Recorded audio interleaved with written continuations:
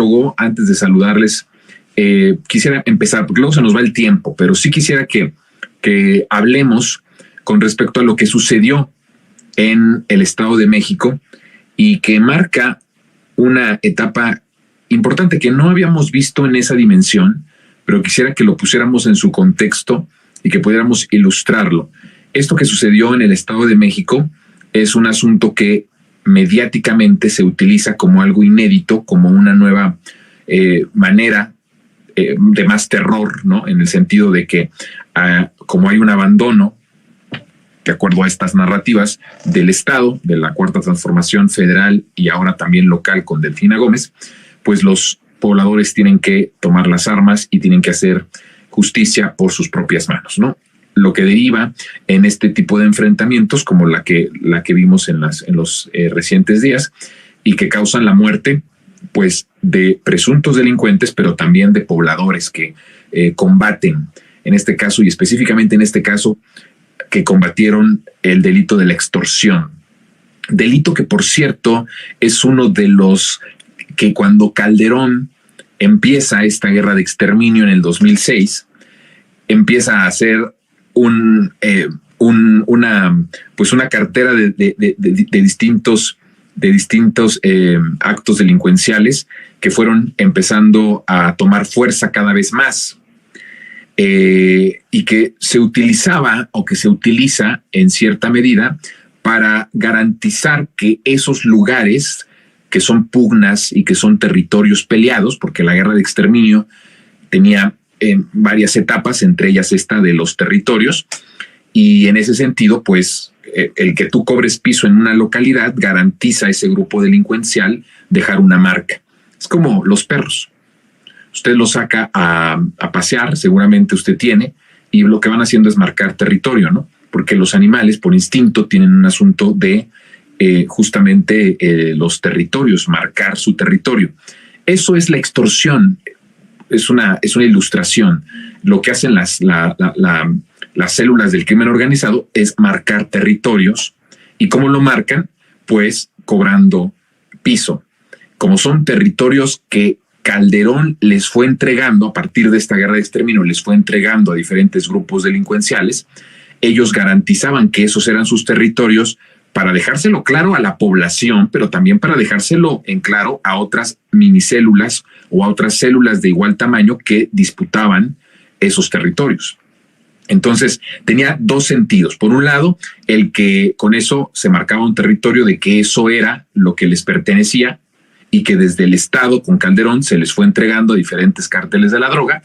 Y por otro lado, pues también era un mensaje a los contrarios, a los grupos delincuenciales contrarios, de que esos espacios, esos negocios, esos lugares de territorio donde había comercio formal e informal, pues eran territorio de ellos. Porque en esencia, lo que hace Calderón con la guerra de exterminio es entregar nuestro territorio. Fíjense, Calderón entrega nuestro territorio, como ni Salinas lo hizo, a las mineras, que ya he hablado aquí de esto, ¿no? Enajena una cantidad totalmente monstruosa de suelo patrio. Se los entrega a las empresas extranjeras, sobre todo canadienses, para la cuestión de la minería. Es decir, nuestro territorio está enajenado por empresas extranjeras, sobre todo las canadienses, ¿no?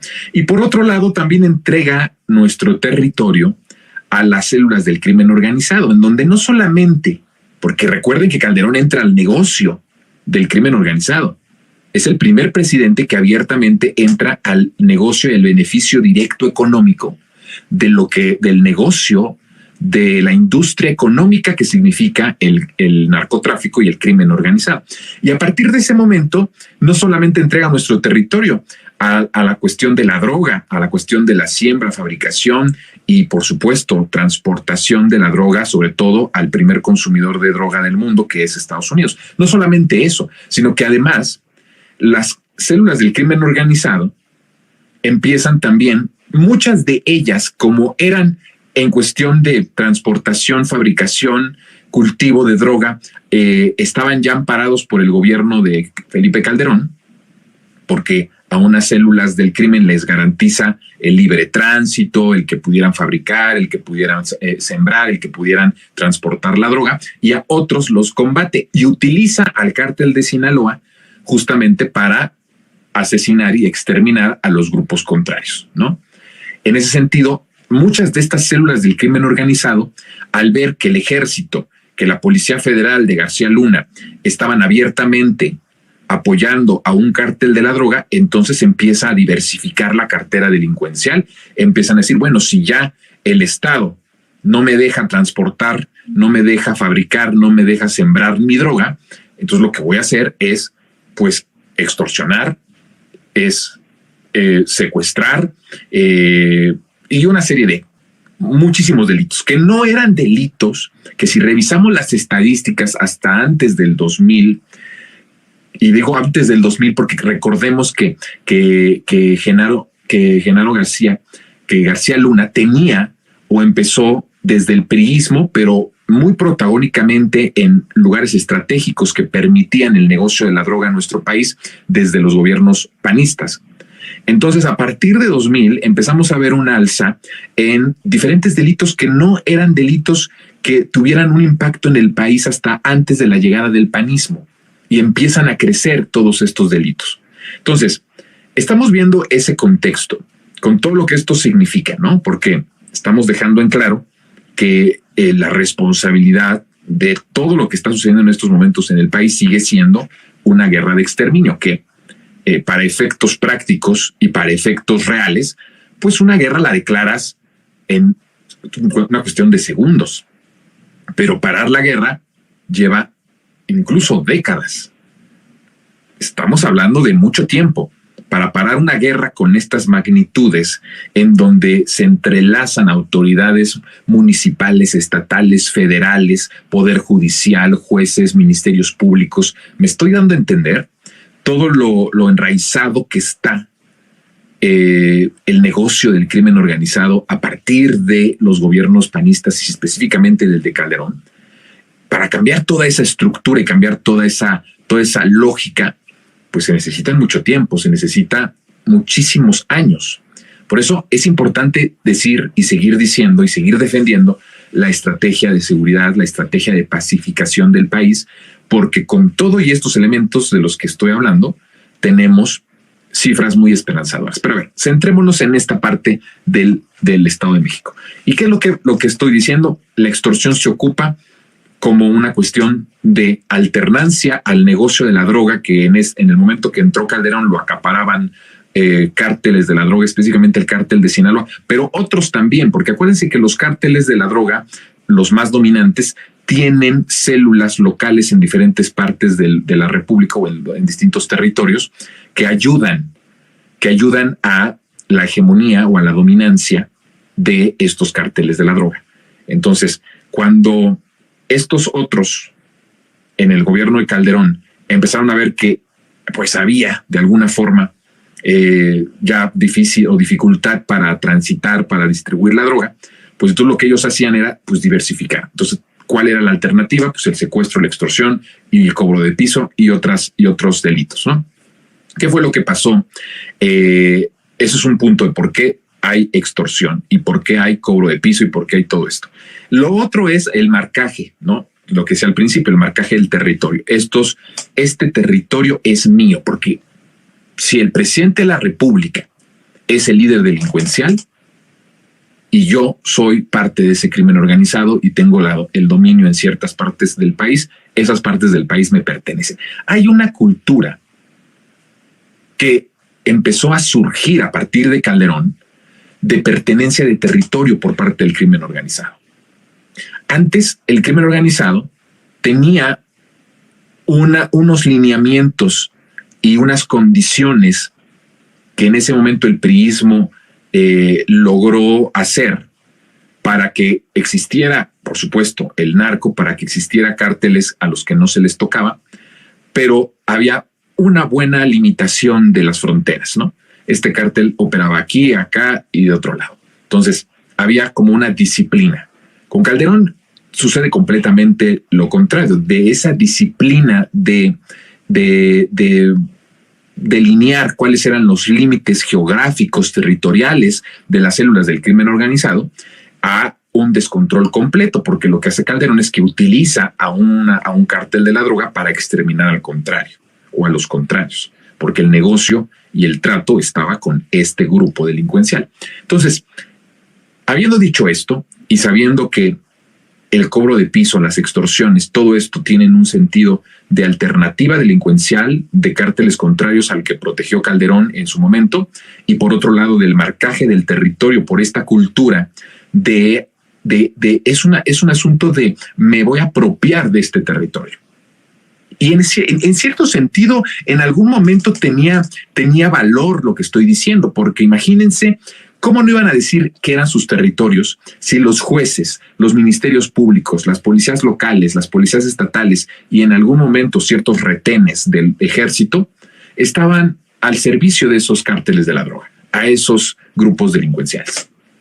Entonces empezó a haber un asunto muy grave, que creo que es una de las cosas más graves y de las que va a tardar mucho más tiempo en que se solucione, esta cultura de pertenencia de territorios por parte del crimen organizado, que tenía una lógica, además, me parece a mí muy evidente y hasta en cierto sentido no podría haber sido de otra forma.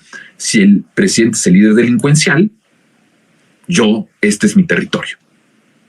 Pues por supuesto, si el que está hasta la más grande autoridad del país es una persona que se beneficia y es parte del crimen organizado, pues desde luego que nosotros vamos a poder operar a nuestras anchas como los reyes, los amos, los señores de estos territorios, ¿no? Pero además, acuérdense que no solamente cuando hablo de que tenían a su mando jueces, policías municipales, ministerios públicos, bueno, todo eso, Ayotzinapa queda muy al descubierto, ¿no? Desde los ministerios públicos hasta los jueces, hasta los juzgados, las policías municipales, locales, todas, pues estaban al servicio no de los comandantes que tenían autoridad en las policías, sino que servían a los diferentes células del crimen organizado que en la noche de Iguala operaron para la desaparición de los 43. Cuando estamos haciendo esta radiografía, no estamos hablando al tanteo, estamos hablando con el conocimiento de la causa y con el conocimiento de la información que tenemos y que está totalmente documentada y totalmente probada. Esta cuestión cultural de la pertenencia va a ser de las cosas más complicadas que está empezando, porque cuando dicen que la estrategia de López Obrador no funciona, no están entendiendo que hay una cultura de pertenencia de territorio por parte del crimen organizado, porque evidentemente tenían en sus manos todo. Cuando llega la transformación, pues se rompe toda esta convivencia, se rompe toda esta línea de conexión del negocio, y entonces les empiezas a quitar, en principio, la posibilidad de hacer un trato con lo federal. Puedes hacer un trato con el municipio e incluso con el estado en cierta forma, pero no es lo mismo que hacer un trato con lo federal, porque recuérdense que lo federal es el que controla las carreteras, que son en donde hay el tránsito, en donde los maleantes, los del crimen organizado, pues transitan. Entonces, puedes tener un trato local, a nivel local, pero cuando te rompen desde arriba el trato del negocio, se te va a dificultar mucho más todo lo que haces. Este sexenio tiene el récord de desmantelamiento de laboratorios clandestinos de droga sintética. Estos laboratorios nunca los vieron los policías federales y el ejército en tiempos de Calderón y en tiempos de Peña Nieto, porque era parte del negocio. Imagínense, ahora que se rompe, hay un rompimiento. Por eso cuando yo hablo de que les arrebatamos el país, estoy hablando en sentido estricto, algo literal. Les arrebatamos al país. Se rompe la complicidad, se rompe la convivencia, se rompe el trato, y entonces estos se empiezan a sacar espuma por la boca, literal. Entonces llega esta parte de una vez que explicamos el contexto, vamos a pasar a una información. Me parece que es muy importante. Miren, vamos a ir en esta semana hablando de un cálculo. Vamos a hacer un atrevimiento de un cálculo del dinero que pudo haber ganado los calderonistas con el negocio del crimen organizado. Hay un aproximado ya que mañana les voy a presentar con respecto a las cifras, basado periodísticamente con lo que he podido recabar de las declaraciones de García Luna, del juicio en Nueva York con respecto a García Luna, y de ahí vamos a hacer algunas. Acuérdense que lo que estamos aquí haciendo son hipótesis en muchos sentidos, pero muy basadas siempre con información muy concreta, muy certera periodística, ¿sí? Y como siempre se los digo, y como siempre se los voy a decir, es una propuesta.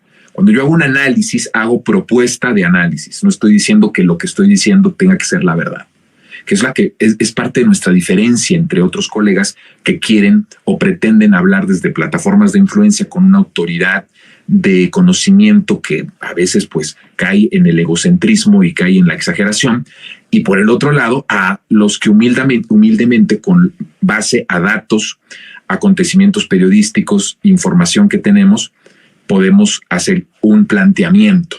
Mañana iré haciendo esta semana un planteamiento de esto y les voy a hablar el grado de impunidad que se alcanza en el sexenio de Calderón con respecto a la guerra, que con el pretexto de ser una guerra contra el narco, pues esto supone que una guerra contra el narco tiene detenidos y tiene personas que actualmente están pues purgando su condena por ser parte de los malos, ¿no? Porque con Calderón fue los que morían eran los malos, los que vivían eran los buenos.